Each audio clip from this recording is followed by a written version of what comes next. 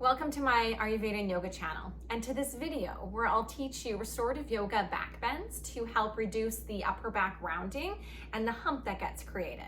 It's becoming more common these days due to bucket seat cars, slouching on couches or sofas, our head dropped down when we're looking at phones, and just prolonged use of laptops, computers, and computer work.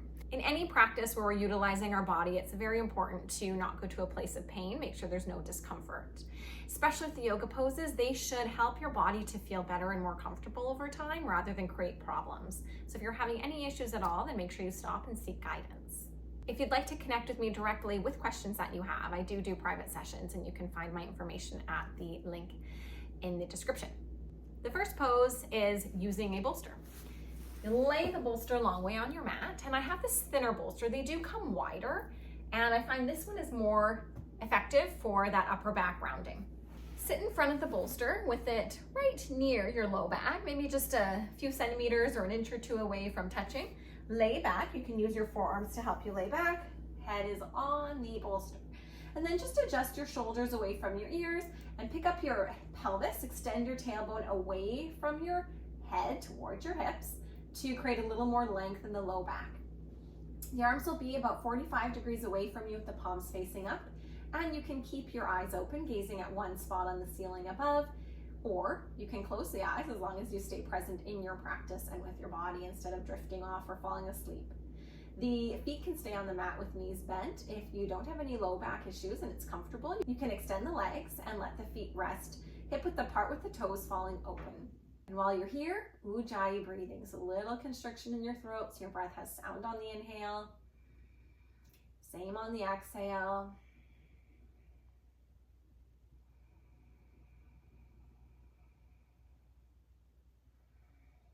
When you're doing the yoga poses, the breath should be a little bit lengthened from your day-to-day breathing and even on the inhale and exhale. So you're creating a resonance. And especially in the restorative poses like this one, as you create that evenness with the breath, the focus on the breath, and on every inhale, just observing, every exhale, seeing if you can soften a little bit more into the props, you'll create a really deep and powerful opening. You can stay here for 20 to 30 breaths, or you can set a timer. If you're setting a timer, start with 1 minute and work your way up over time to 5 minutes. When you come out, it's important to support the neck, and you do that by just keeping it on the bolster. Breathe and roll over to the side slowly, and then move the bolster away from you and off the mat, and just lay flat for a moment with your head on the mat, legs extended with the feet hip width apart, toes relaxed to the sides, arms a little away from your body. You may need to just pick up your pelvis here and extend your tailbone slightly to the heels. And then stay with that steady Ujjayi breath, a little constriction in your throat so the breath is audible. Someone in the room would be able to hear you making that little breath.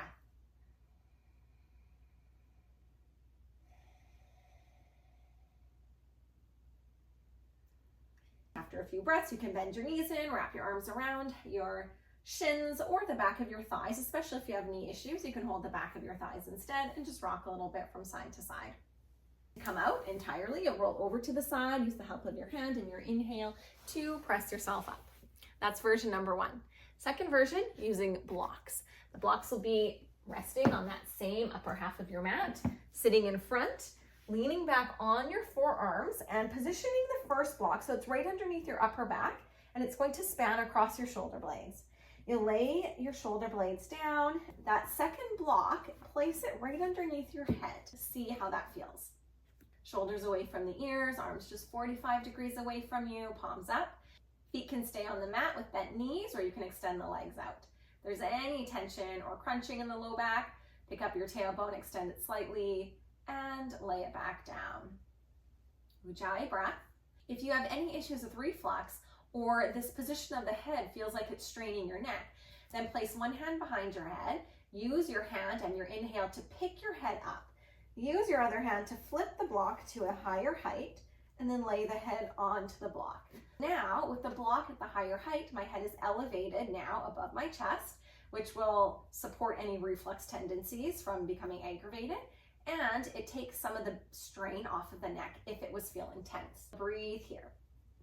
If you had your head the same height block as was under your chest, and that feels comfortable and you feel open in your neck and throat, you could, same thing, place the hand underneath the head, use your hand and your breath to pick your head up, lay it down flat on the mat. So you move the block out of the way. This is eventually where you're going, though it may take time to get there. So if you need the block at the same height or higher height, then make sure you utilize that initially. Eyes open with a soft gaze at the ceiling, or if you close them, just stay present with your body and your breath. Ujjayi breathing. Inhales, you're just staying present. Exhales, you're softening a little more deeply. And allowing the position and your breath and your presence to unravel deeper tension. It's very important to correct that rounding in the upper back, because the tension that it creates leads to headaches, migraines, also the crunching, the tipping forward of the head that usually happens, and pinches on the nerves in the neck area. And those nerves are responsible for supplying the sense organs in your head. So your eyes, your ears, and your hearing, your smell, your taste. So it's important to keep the spine in its natural curves with an open chest, and to avoid that rounding as much as we can, doing what we need to do to counter it or correct it. In this position here, you can also take 20 to 30 breaths, or you can set your timer starting with 1 minute and working your way up to 5 minutes. When you are ready to come out, it's going to be the same way with your head remaining where it is. Breathing. If your legs have been extended, bend the knees, place the feet on the mat, and slowly roll to one side. And once you're there, you can just push the blocks out of the way so that you can lay flat once more. Extend your legs so the feet are a little wider than the hips, toes relaxed out to the sides, arms a little away from your body, palms up. If there's any tension in your low back, just pick up your pelvis, extend your tailbone away from your head towards your heels, and then Ujjayi breathing there. A few more breaths. And then bending your knees, you can wrap your arms around the front of your shins or the back of your thighs, rock a few times, massaging out your low back, top of your buttocks. And then when it's time to come out completely, same as we did before, rolling over to the side, using your hand and using your breath to sit up. You can utilize one or both of these poses daily or even a few times a week, and it'll make a big difference in keeping the health of your upper body and the alignment of your spine and the proper positioning of your muscles and joints and tendons.